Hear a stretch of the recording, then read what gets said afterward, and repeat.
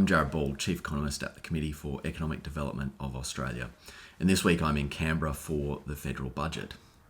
Last night, what we saw in the budget was that a booming post-pandemic recovery is delivering dividends in terms of improving the budget bottom line. We see a $114 billion improvement in the bottom line in this budget. What we also see, though, are deficits as far as the eye can see over the next decade, including $200 billion of cumulative deficits just across the next 4 years.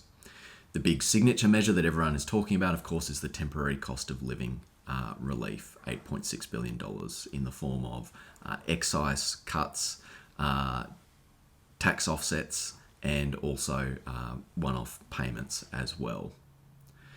What is missing, though, is a long-term plan in terms of how households and the economy navigates a very uncertain global environment and a range of long-term challenges coming at us in terms of ageing, climate change and natural disasters.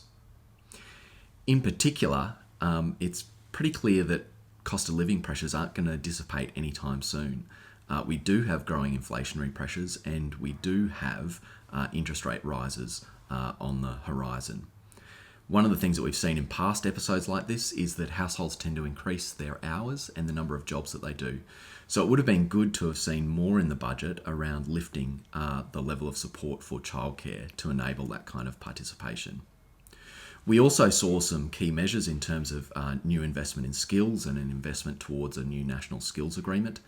But it would have been good to have seen more around accelerating the rate of migration to bring back skilled migration faster to address skill shortages in the economy. Also, in terms of infrastructure, as we heard at last week's infrastructure conference for CEDA, there really is a need to coordinate and innovate the pipeline a lot more, including with some different tendering processes. But we do have more investment in infrastructure from this budget coming into what is a really crowded and contested pipeline with lots of resource constraints. The aged care workforce, there's 15,000 training places that are provided in this budget.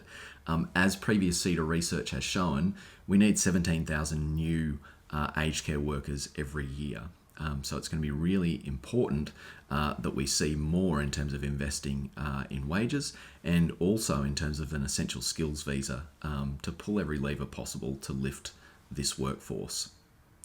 And finally, we didn't really see anything in terms of a longer-term recalibration of the fiscal strategy in terms of what comes next and some of the longer-term measures that CEDA recently set out in its budget reset paper, such as reviewing the Charter of Budget Honesty and doing a much larger whole of federation intergenerational report. I guess we'll have to see until after the election whether any party takes this up as they form government.